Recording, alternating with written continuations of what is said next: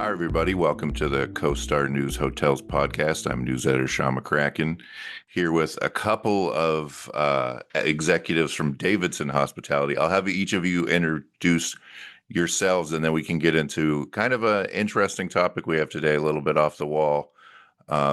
So, Harry, let's start with you. Sure. Thanks for having me. Harry Carr. I'm the Senior Vice President of Revenue Management for Pivot and KSL divisions within Davidson Hospitality Group. And Robert, how about you?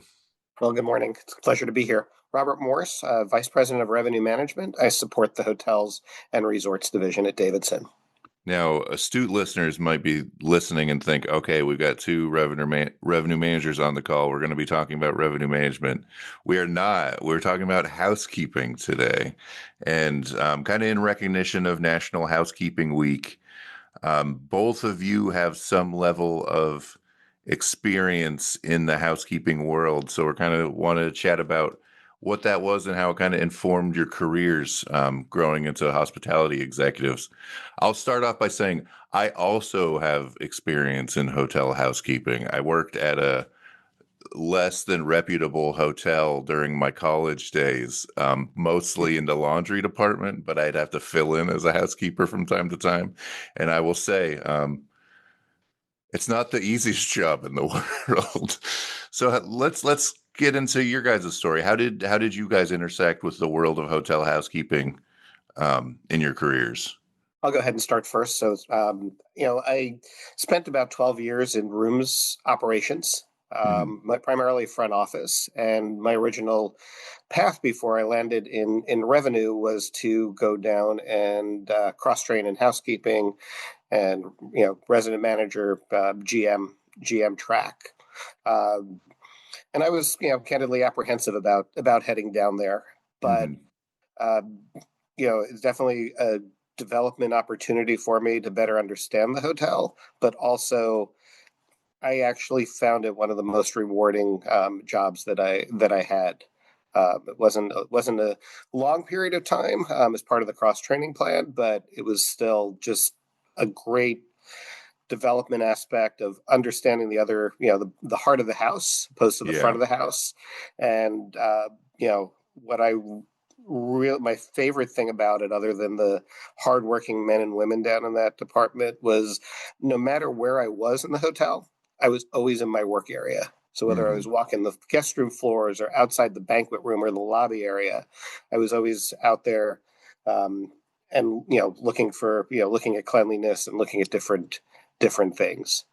So that was probably the most, that was very enjoyable time in my career. It is interesting to think, I mean, especially since a lot of people in this industry, you can go down a career path where a lot of the business itself is very, like not esoteric, but a lot of it's theoretical or you're a layer removed. You can't get any more hands-on with the hotel business than you can in the housekeeping department, right? Like that's as real as it could possibly get. Harry, let's run through your experience in the housekeeping universe.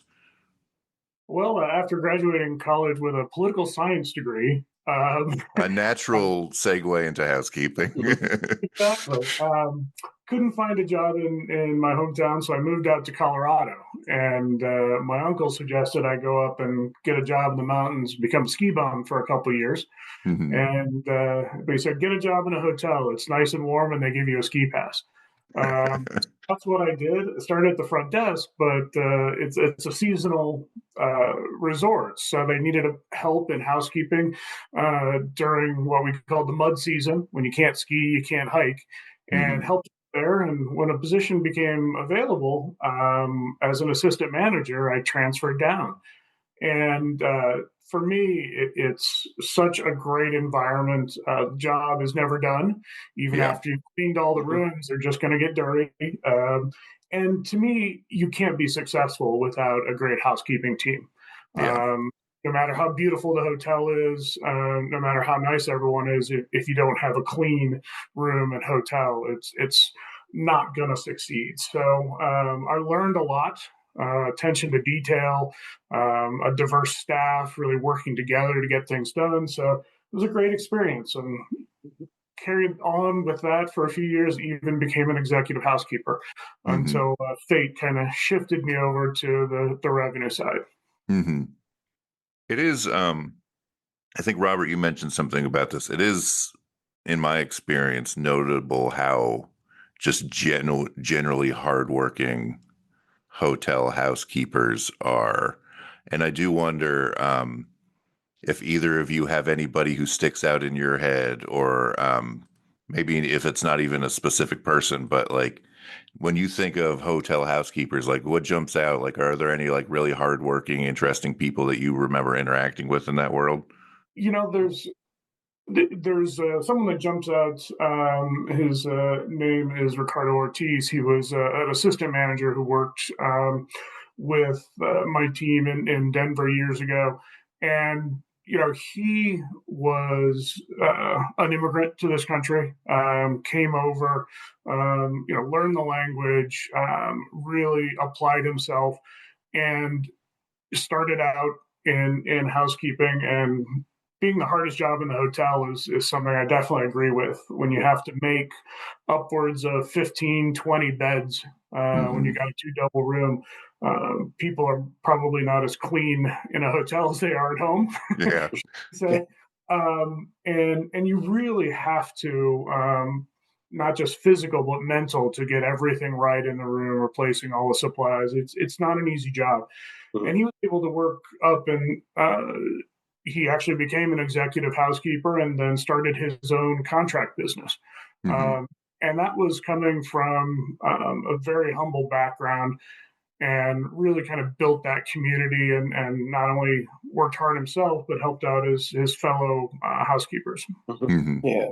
I think for me, similar story to Harry. I there was a woman, Marie Gaston. She was a Haitian immigrant. Started as a housekeeper. I knew her when she was the main linen room attendant, and broke out the house, and was working pretty hard. And then I left the company that I was working with and started with a new company. And I walk in to the hotel. It was a 300 room hotel, and there she is as the executive housekeeper. So she Mm-hmm. really worked her way up into that role, from starting cleaning rooms. And Mm-hmm. I think that's something, we talk about housekeeping right now, but I think in general, this industry, and enough people that started as bellmen or front desk clerks have became general managers. And I think that's what's so unique about this industry, Yeah. is that you don't, as long as you're a hard worker and you can, business acumen, and you don't need that college degree to move up in this particular industry. They're not looking for that MBA from Cornell all the time. It's Yeah. pretty cool to me.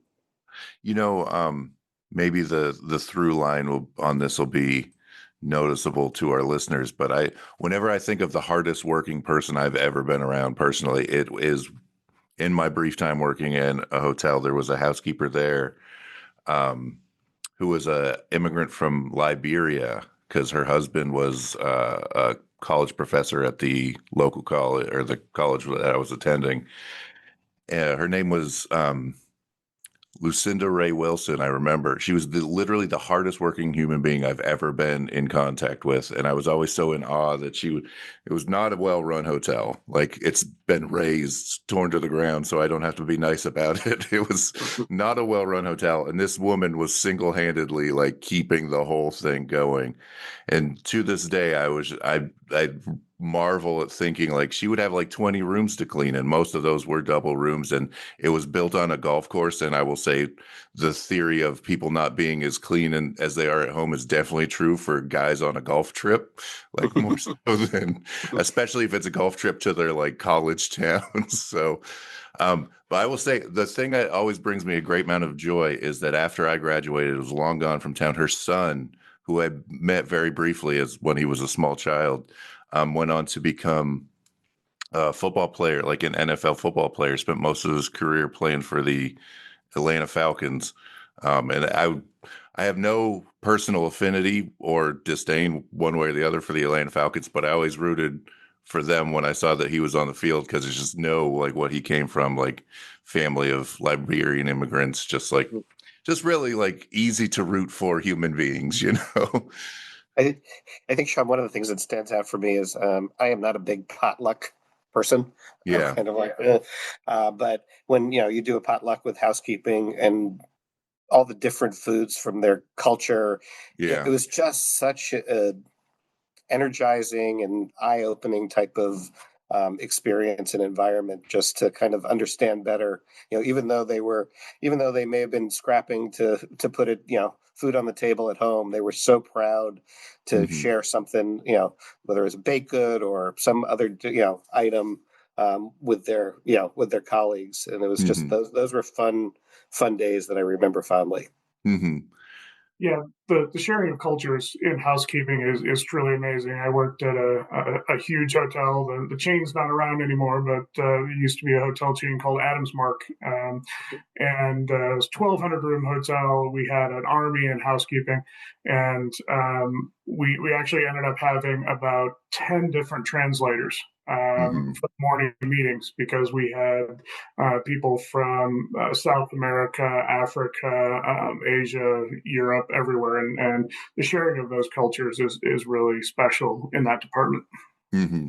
So just to change gears a little bit, I'm curious to you guys as, people who have worked in various aspects of the industry and are kind of, higher level in your company now. How would you describe kind of the importance of having, a strong and functioning housekeeping department for an individual property? Like, how meaningful is that for the overall success of a hotel? It's definitely, I mean, it's definitely a critical piece. I look back on days when I was in a 1,300 room hotel, and we'd have 1,200 in and 1,200 out on a given Sunday. And, the planning from the housekeeping team and coordination with the front office team to, reduce the number of waits for guests coming in, and, you know, that success of sitting there at 3 o'clock in the afternoon saying, I checked in 1,100 people and I only have three waits. Hmm. It's critical. And I think the other piece that's critical is I always find that for me, you know, I remember going from the front office up into revenue management, and this particular hotel, we'd be oversold by 110 rooms on a Saturday night. I'd look at it from a front office perspective on Wednesday. I'm like, oh, we're fine. I got up there and it's like, oh, we can go deeper. But it also helped my decision making process of, Hmm. from sales saying, oh, this 300 room group, they all want 3 o'clock checkouts. I'm like, well, that, impacts the operation. That Yeah. impacts our people's ability to go home and meet their kids at the bus stop. Yeah. And, they're hardworking folks. So I think, the operations background to me, whether it's front office or housekeeping or, food and beverage, just kind of helps make a successful hotel, because you're making better overall operational decisions. And it's not just black and white. You get the gray piece of Yeah. it. Yeah. Hotels are not spreadsheets. Yeah. Yeah, Good question. we're Good still point. hospitality. Harry, what's your answer to that question? How would you describe the kind of the importance of the function? I think it's a basic function in terms of you have to start there, Yeah. but it's also the little touches. When your housekeeper is in the hallway and sees a guest and greets them and says hello, even if it's not in English, Hmm. and the little things that they do during, especially a stay over clean, making sure that the kids' stuffed animals are spread out on the bed, Yeah. taking extra care in the bathroom to place the toiletries correctly. All those little touches are what, to me, hospitality is all about. Yeah. And getting the guests to feel like, oh, this is my home away from home, and that intent to return, metric that we all hear about. I think a lot of that comes from the people and the little touches in every department, including housekeeping. Yeah. Yeah, it's funny you mentioned that, Harry, because I remember working for Marriott when we called it OR 2000, Occupied Room 2000. Of course, that probably changed to something 7 times before it was pushed out there. But it's like, oh my God, they're going to touch my toothbrush, right? They're going to move my stuff in the bathroom and lay it out and all that other stuff. And you're right, it really does make a difference when you come back, and that sink that you kind of left a little bit, countertop you left a little messy. Everything's kind of presented on a washcloth and nicely lined up. It does make it does, I think, ring to the customer that there is attention to detail out there. Mm-hmm. And it's, I mean, really worth noting that, 2025, you can't hide being bad at these things like maybe you could have in the past. Like the transparency of, you know, service and quality is more so than ever before. So I imagine that the trickle down of not doing these fundamental things well is more immediate than really it ever has been in the history of the industry. And I also think too, we have hotels that are past due in renovation. And I Hmm. always say there's a difference between tired and dirty. Yeah. And as long as the room's clean, people will overlook to a certain extent that dated guest room that may need a refresh. Hmm. So, you guys mentioned, obviously there's a path for growth in from, housekeeping to different functions of the industry. Like, do you feel like that's understood across the industry and maybe even outside the industry that, kind of getting into these jobs is a real, a growth opportunity for individuals? I think so. I think that at least in our company, we really try to make sure that all aspects of the industry are addressed. Spreadsheets and housekeeping don't necessarily go together, but as you're developing into a supervisor, assistant manager, et cetera, you're learning about the P&L statement. You're learning about your cost controls with your guest supplies, labor, et cetera, and those translate across departments. And if you've got the guest service piece and are trained in the financial, that doesn't mean you can't be a rooms division, a general manager, switch to revenue management. Hmm. There's a lot of opportunities as long as companies are willing to think beyond just a department that's supposed to clean. There's a lot more that's involved. Yeah. Hmm. I mean, I agree with Harry. I mean, not unlike Harry. I mean, I wound up in this business by accident, started as a front desk clerk, right? And I have a degree in finance and minor in marketing. Excuse me, marketing.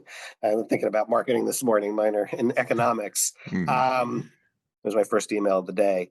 But, you know, somebody saw something and said, hey, this would be a good, career for you, Hmm. and worked my way through the front office.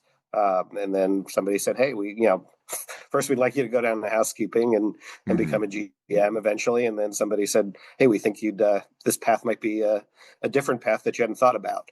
So I think it's Hmm. all about, it is definitely hard work. I think that, you know, you, before you work down in housekeeping, you kind of don't really know the talent that's down there.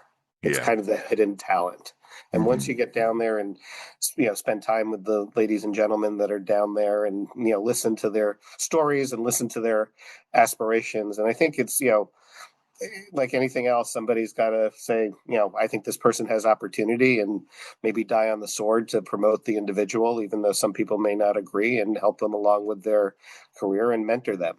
So Hmm. whether it's housekeeping, anywhere, any business, anywhere in the hotel, I think you've got to, show initiative and find somebody that sees that in you. Yeah, for sure.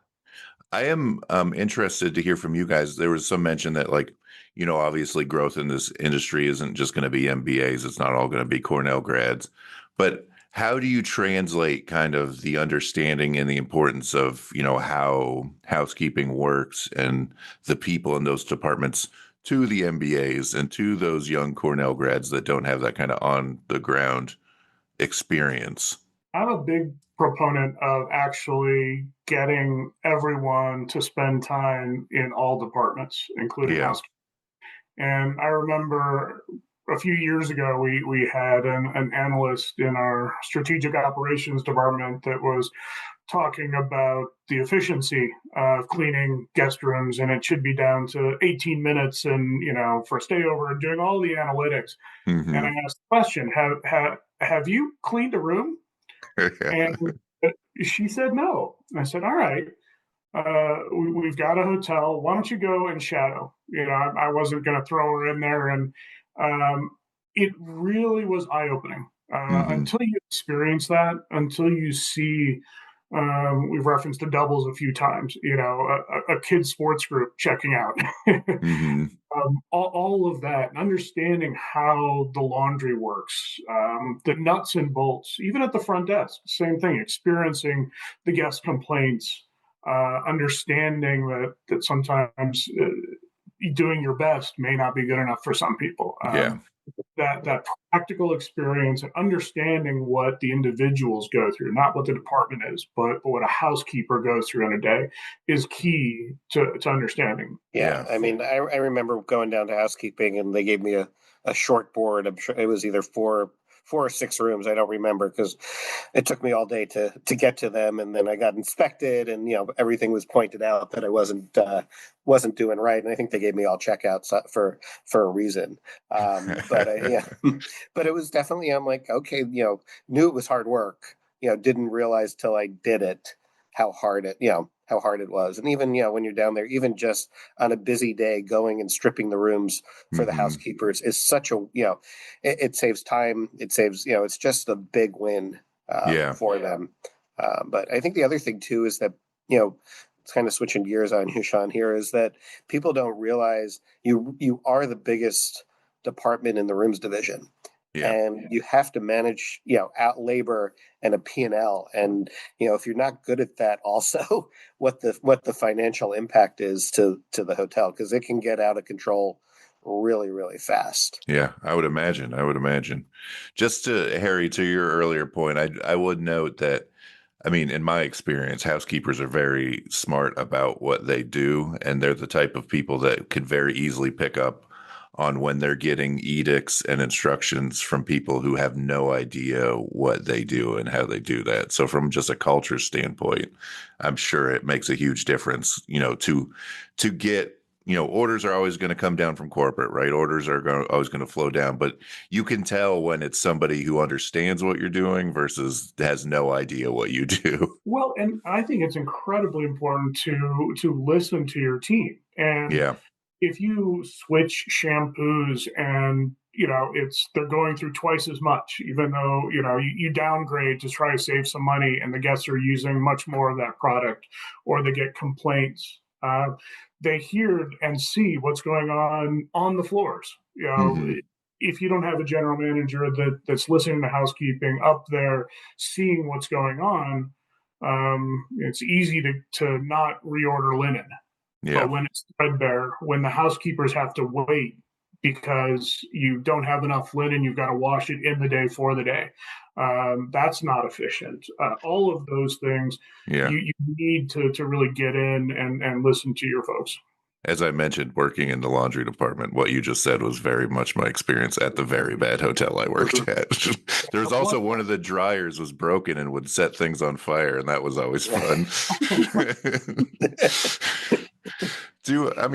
With that in mind, do either of you guys ever get nostalgic for getting to be so hands-on with the business, or is it just like, I'm glad I don't have to do that anymore? I miss the family atmosphere a little bit. Robert mentioned the potlucks, and there's a lot of great camaraderie. It's also, at the end of the day, all the rooms are clean. They're going to be messed up and overnight, but there is a sense of accomplishment in the short term. And so I do miss that, and the team. Yeah. Mm-hmm. Similar for me. I mean, I missed the fun part was the people, right? And I think in the sense of accomplishment, at the end of the day, that all the rooms were covered. You didn't have to float, hang, roll, whatever you kind of your terminology. And I think when you get into these higher level roles, sometimes it'll take a year and a half, sometimes even longer, to find success. Yeah. Hey, we've changed the strategy, and all of a sudden it's much more successful, opposed to at the end of the day, the house is clear, everybody's gone home. And I think that's the hardest part. And that's stuff that I tell people when they want to all excited about a regional role. I'm like, well, nobody, when your phone rings, it's nobody calling to say, hi, how you doing? It's a problem to solve. And, for sure, and it's so defining success and feeling good about what you've done that day is sometimes harder. And it is always the big part I miss.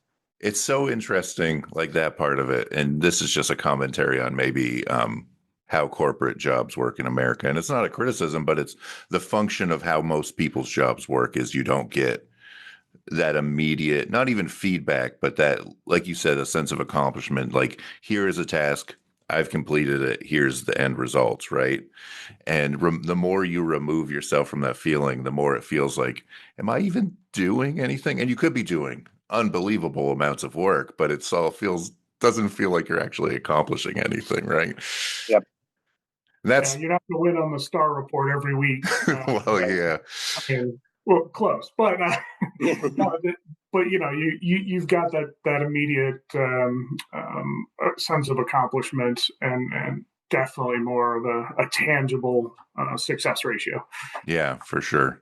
I personally having obviously the output of my work is as straightforward as it could possibly be, right? Like, I'm a writer, I write something up, it goes out in the universe so I can say I did that thing. But every time I have something that's not that like tangible, I always struggle. Like, am I even doing anything, or am I just sitting at my desk firing off emails? Any last thoughts from you guys about kind of housekeeping in general, or what you think the industry should think and know about it? I would say, it does come down to your people. If you're not focused on taking care of them, rewarding them, making sure that housekeeping week is fun, and you get the other departments celebrating all the hard work, it really can make or break a hotel. Yeah, And for those that maybe are not in the industry, it would be great if you reward some great housekeepers. It's not always a tipped position, but it's but probably tipping never hurts. it's really appreciated. I know Yeah. when my housekeepers receive a little tip for a job well done, it makes their day. So just a little shout out there for the team. Hmm. Yeah, I agree. I mean, just even internally, and as if you're a housekeeping person, support your housekeeping people at your staff meetings or your stand up, and because they sometimes they're you leave for the day, you come back, your room is clean, right? They're sort of the Yeah. invisible person unless you see them in the hallway. But tipping is definitely controversial, I guess, but definitely appreciated by the Hmm. housekeeping staff. Yeah. It's just so it is a nice gesture to thank them for making your room nice and tidy when you come back from that day of work or meetings. Yeah. I will say it does seem like a job where it's very easily or underappreciated. So yeah, Yes. calling that out is for sure a good thing to do. So thanks so much, guys. I think this has been a really wonderful conversation, and thanks for taking the time.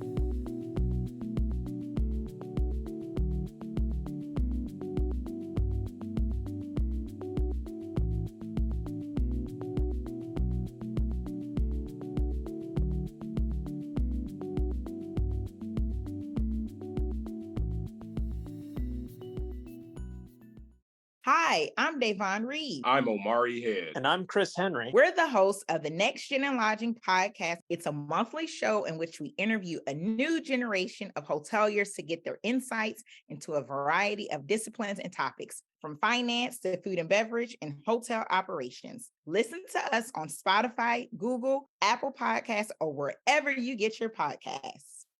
This episode of the CoStar News Hotels podcast was recorded on September 9th, 2025, and edited by me, Sean McCracken. Make sure to visit us at costar.com/hotel news and look for all our podcasts on Apple, Spotify, or your podcast platform of choice.